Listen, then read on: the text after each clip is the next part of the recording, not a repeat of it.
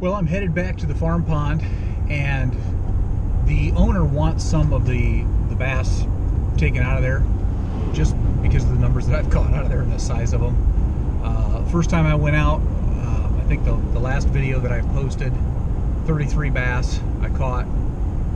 The other day I was out there, caught another 32, and I'm going to go out today and take probably half a dozen or so out. I know a lot of people don't eat bass. I do. Just kind of in the way you prepare them, it's like anything else. But got to remove some just for the health of the pond. So let's see if I can I can catch a few. I'll show you the baits that I'm going to use, and we'll go from there. So looking forward to it. Here we go. I am fishing with the Mike Bucca. This is the Bull Gill. Last night I was out here removing some of the decoys that they had set out. They set out some swan decoys to try to keep the geese at bay, and I'm not sure if that really worked for them or not.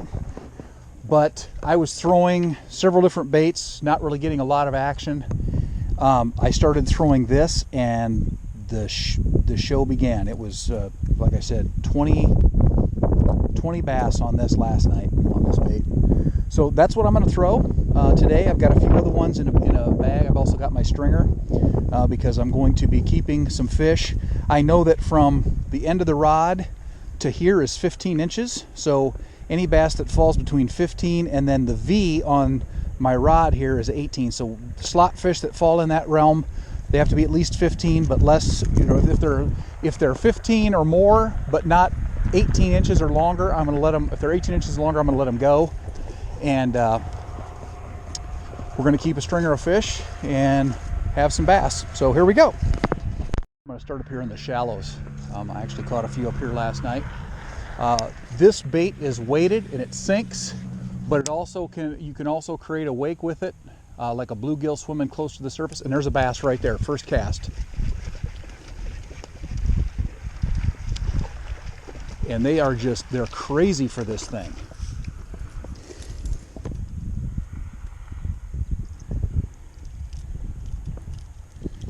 He got all the hooks in his face there. All right, I don't know that he's going to be big enough to keep.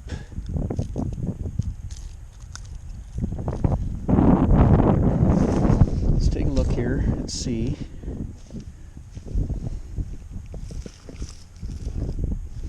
He is not.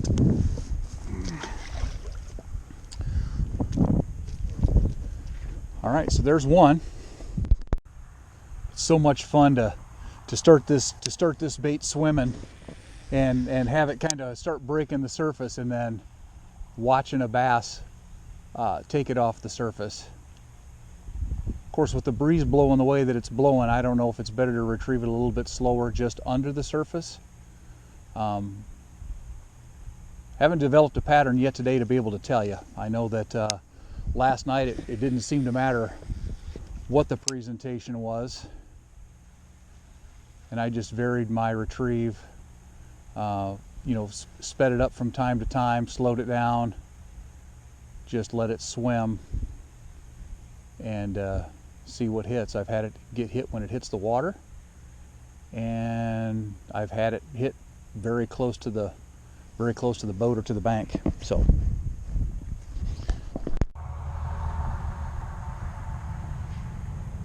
and there's a fish right there, and that bass just broke, or that lure just broke the surface, and then I relaxed the line, let it sink a little bit, and this fish is going to be our first keeper.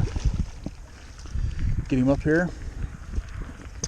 If he's at least 15 but not 18, he is going on the stringer.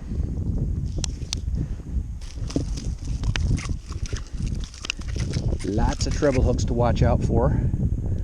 I always want to be careful not to take a hook in the hand. And I don't really want to bend my hooks. I have a tendency to try to pry them out of there a little too hard instead of finessing them. And all right, let's take a look at this here and see. Again, 15 from here to the butt, 17 here. So I want anything 15 inches to 17 inches, but nothing below or above. And that's going to be a 15-incher. He's going to be our first keeper. All right, so there's our first keeper on the stringer. And I don't know that I brought, all I got is the stringer. I don't have a stick. Let me see if I got, there's a stick here.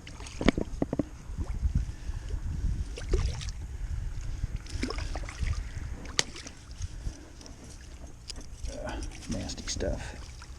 Okay, just put that stick down in there. Hang on to him. There's fish number 2. First keeper of the day. So the variable retrieve, throwing it out, just cranking it nice and gentle, speeding it up so it comes up to the surface, breaks the surface a little bit, and then slowing it back down again.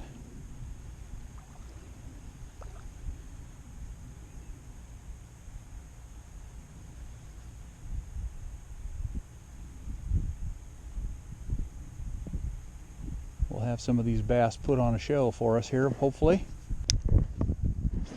Something about having that lure break the surface.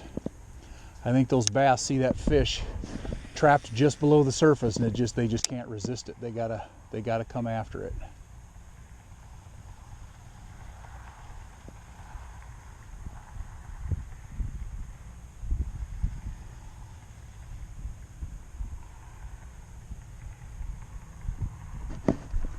Just like that. Just like that. Another decent fish. Let's see if he's going to be in the slot here. I think he's going to be in the slot. Try to close his mouth. Yep, he is in the slot. Second one going on the stringer. And I know a lot of times people are like, why aren't you putting those bass back? And trust me, when you come to a pond, it is a lot of fun. It's a lot of fun to catch bass this size over and over and over again. But it's also not the best thing for the health of the pond when it comes to the size of the fish and the amount of food that they have to eat and that sort of thing. It's good to take a few out, let the ones that are smaller grow up, and let the ones that are bigger get even bigger because they got more food.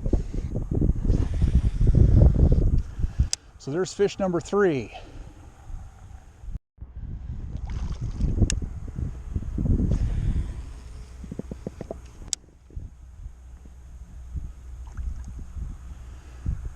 So I just kind of, I guess I kind of fish this the same way every single time. Start on one side and work my way around.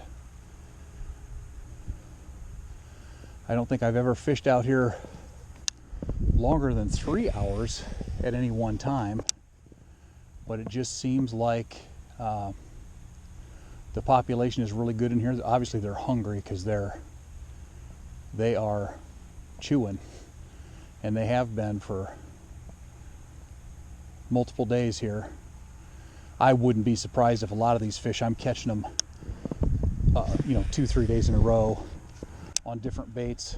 I don't really look at them or mark them to see that I am catching the same fish, but there's a fish right there.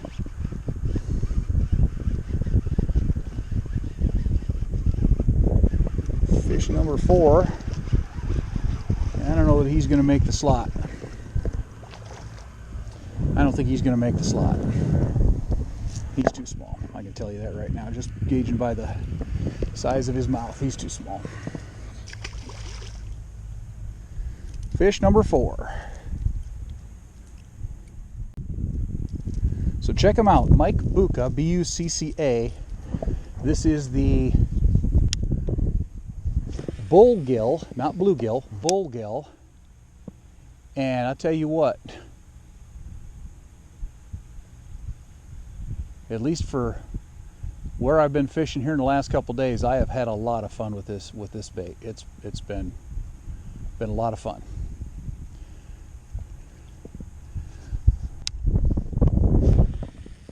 It'll be interesting next season, early in the spring, kind of slow rolling this thing pre-spawn to see what we got. I just got bumped there. There was a bump. Sometimes they'll just touch it. They won't eat it. It's like they come up and they punch it or something. I'm not sure why they do that or what they're doing. Their goal is to stun it, maybe, to see if it'll slow down. But I could just feel a distinct bump. I would assume possibly maybe they're missing it, maybe. Now that one did he miss it? He missed it, but he came up after on the surface and just missed it. I don't know if you guys saw that or not. Right out by that bubbler, that fish came up and missed it on the surface when I brought it up high and created a wake. So I'm going to throw right through the center of this thing.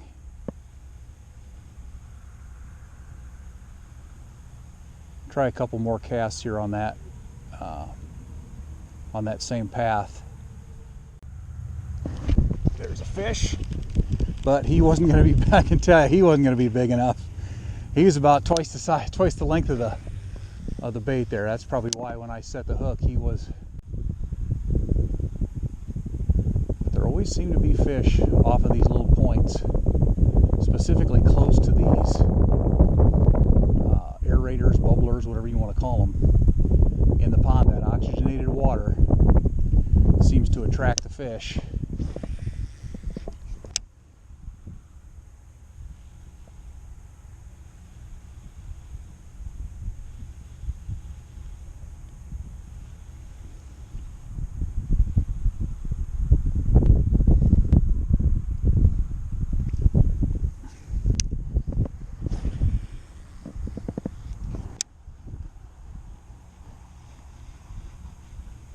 Break the surface a little bit, let him go back down, break the surface. Oh, I don't know if you guys saw that, but he came after it and missed it. He missed it. That's the great thing about pond fishing is, you know, you're working your way around a pond. If you miss a couple, you can just keep going and come back to them when you cast from the other direction. Break the surface there and see if I can't get him interested again here.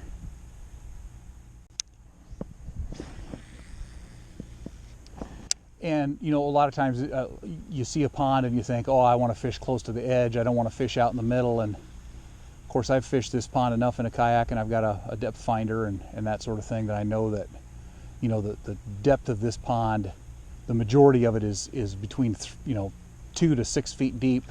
Down towards the other end, there's a couple holes that are 8, 10, 12.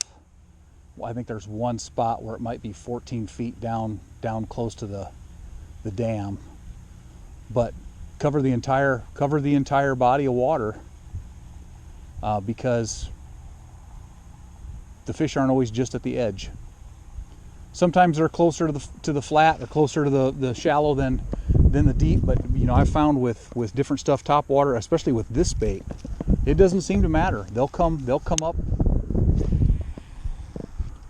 to get it.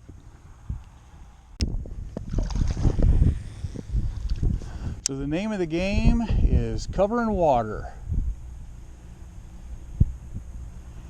And if you catch a couple in a row, keep throwing in, trying to keep that group excited if they're feeding. Like that one right there, came up and got it. Kind of like those ones that come up towards the surface. I think this is going to be, oh! Yeah, I wondered if I had him hooked good when he came up, because it didn't seem like he had a good purchase on that one. But I tell you what, that would have been our third keeper, I think.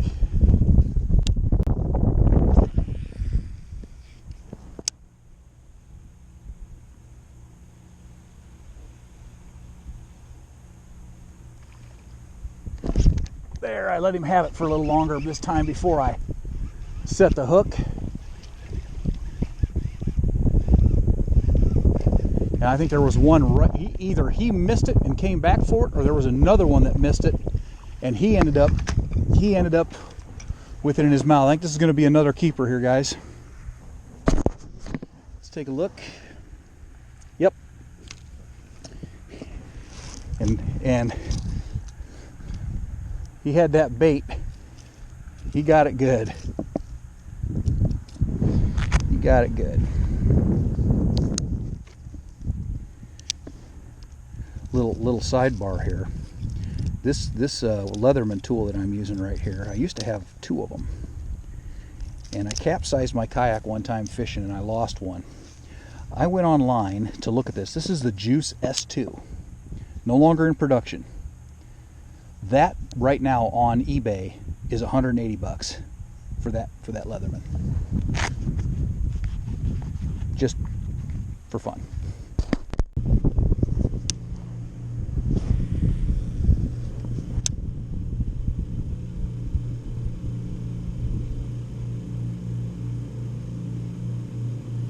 Right off of the corner of this dock, there is a group. It's just a batch of vertical weeds growing up from the bottom. It's about 4 feet deep, 4 to 7 feet deep, right off of this dock here.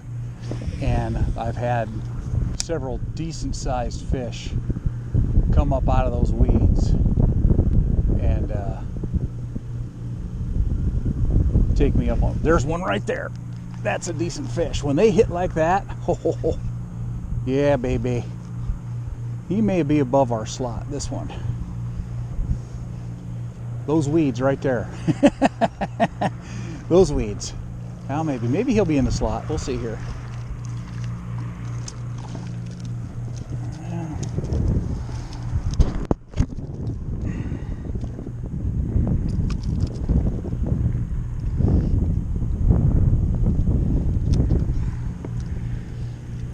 I love it when I'm talking about something some structure that I'm fishing and the fish comes up and cooperates and shows you what I'm talking about. That's always nice. Let's see. Yep, he's on the stringer. Most people can't tell, but on the tail of this bait, it's kind of like broom bristles. It's not a plastic tail. It actually has a kind of a feel of a real, I would assume like a real tail, kind of, when the fish come upon it and look at it. And I don't know if that adds to the action or the sound of it in the water. I don't know. It's got kind of a clicking sound. There is no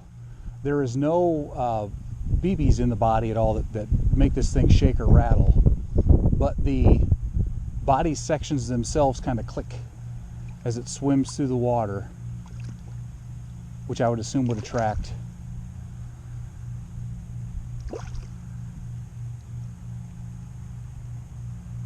I don't know if you can hear that. It's just kind of a click, click, click, click, click, click as it comes through the water. Off of this point here is typically a good spot, whether I'm fishing with a square bill or whatever. Early in the season and late in the fall are typically the best times to fish here. The water's super clear. In the summertime, the water's so clear that it kind of gets infested with weeds, and it's a good place to fish a frog, I can tell you that. Fish a frog or some topwater bait. But there's not a lot of holes open unless you got a kayak, as the weeds kind of take over the shoreline in the hot summertime. There's a fish right there. I thought that was kind of weird. Talking, and he's not going to be in the slot. Him just a widow guy. Open up, Bubba. I know. Didn't give you a chance to say much because got you hooked good. We'll put you in the tally, but you're not big enough to keep. You get to go back and maybe be next year's supper.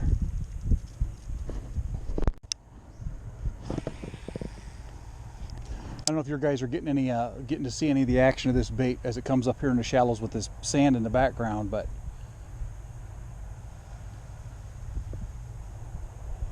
the swimming action is really, really good. See if you can see it here coming in.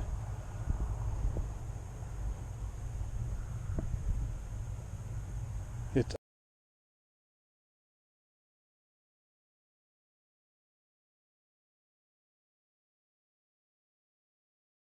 I mean, it looks like a bluegill swimming through the water. I don't think there's any self-respecting game fish that would see this thing swimming and try to, and not take a swipe at it if they were hungry. This is kind of shallow here, so I'm going to kind of keep him on the surface. Kind of zooming along. I do want to cover some of this shallower water because they were in it last night. 1 to 1.5 to 2 feet of water, hitting it almost immediately upon it hitting the water. So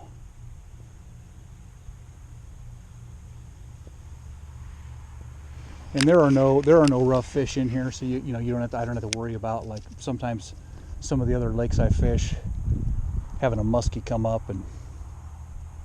or a northern pike come up and bite you off. Unless somebody threw one in here without Chris's permission. I guess that's always a possibility as well, that somebody came out here and put one in here. But there's a fish right there.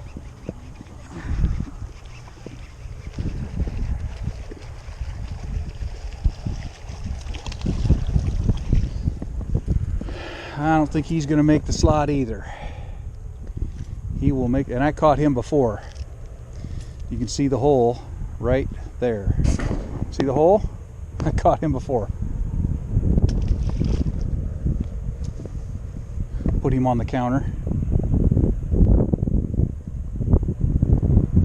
62 bass so far in November, and they've all come out of this pond.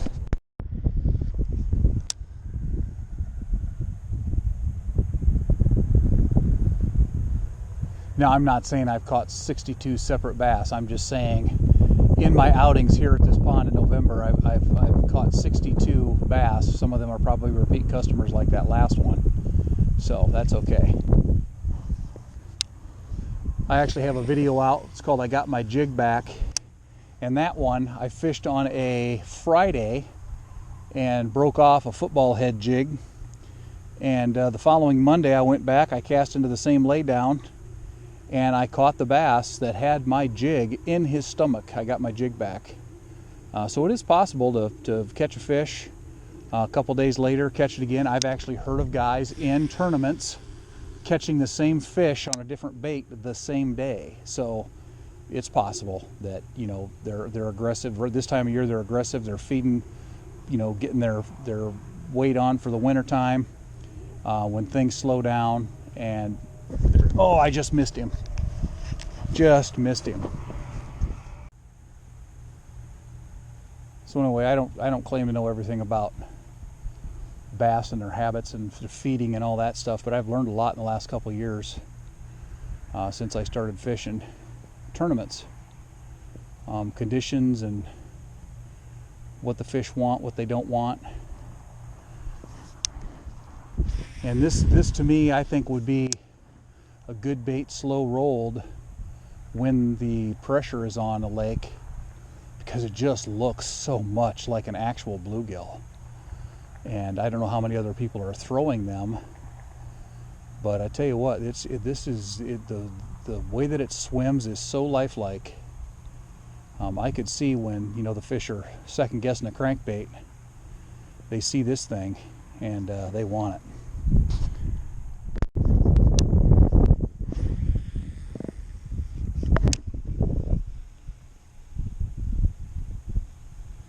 In this shallow up near the bank, I keep this bait up kind of towards the top. See if I can entice any bass that's kind of wanting a meal to come up and trap it between himself and the bank. That's typically, and I didn't realize bass, I knew that bass fed close to the shallows. They'd herd the bait fish up in the shallows, but I didn't realize until I started watching a guy on YouTube. He's got a channel called Bama Bass, and he's got a bass in a fish tank that he feeds shiners to. And watching that bass eat those shiners stay up towards the surface, and it just traps them. It just traps them between itself and the surface.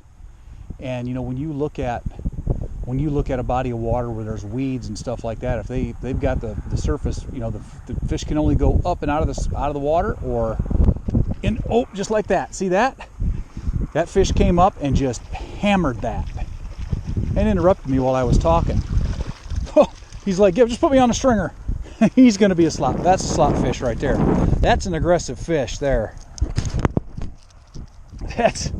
He freaking hammered that thing. I love it. Oh, I love it.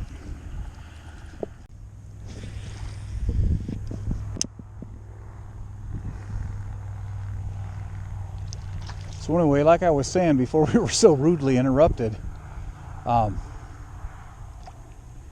giving these bass a kind of an opportunity to see that fish and trap it, and that's just exactly what that one just did. He came up and just walloped that thing. He wanted to make sure it wasn't going to get away. He's still all fired up down there. He's like, come on you guys, let's get back out there. He doesn't realize that he's going home with me. Sometimes when I'm fishing, I don't have anybody to fish with. There's a fish right. Oh, he missed it. He missed it. You gotta come back for that, mister. He did. He did come back for it. He listened. I think that's gonna be another slot fish, guys. Holy cow. He's another angry one. He might be too big.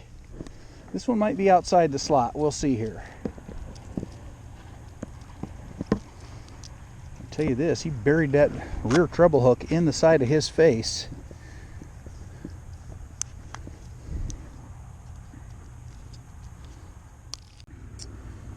He is in the slot. He's going on the stringer. 2 slots left. Okay, so the wind is in the exact opposite direction it was last night. Last night it was blowing from the south. Today it's blowing from the northeast, I think it is. But this weed edge right here, they'll get underneath that.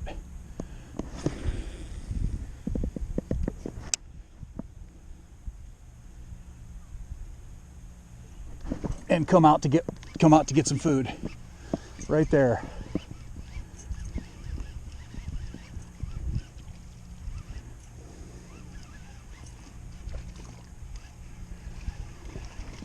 This one may not be a slot fish. We may be letting this one go.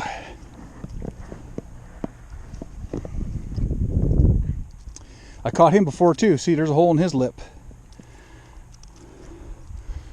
I don't know how long it takes him to heal up.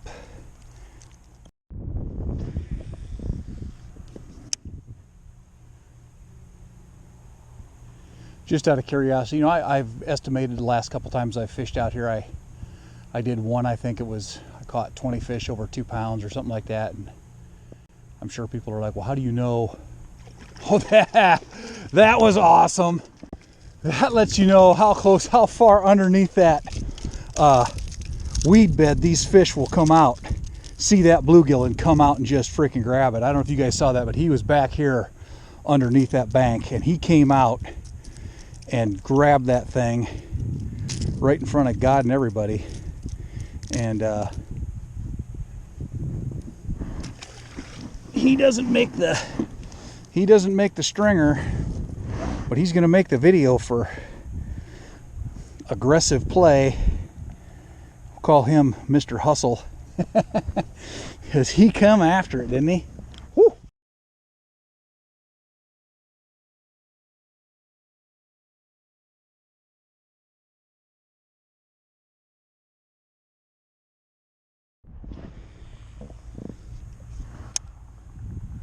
So that brings up a thing. In clear water, how far will a fish come to get a bait that they see that they want? And apparently,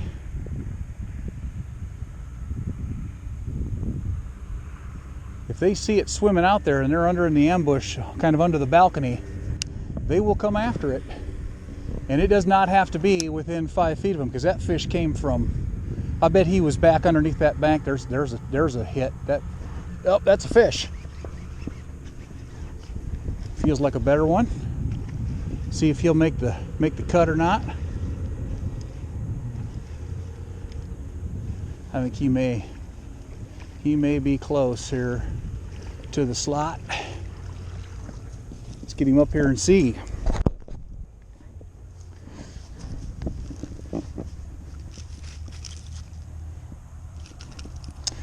So anyway, I was talking about, how do you know if these fish are 2 pounds? I'm going to weigh this stringer of fish when we get back there and just see what 8 fish weighs. And then you would just average it out between 8 and see if they, if I'm right. Yep, he is stringer worthy. Fitting. He's fitting. Okay, what do we got left? We got one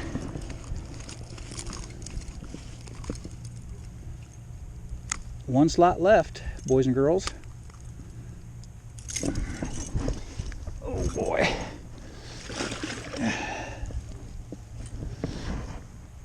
One slot left.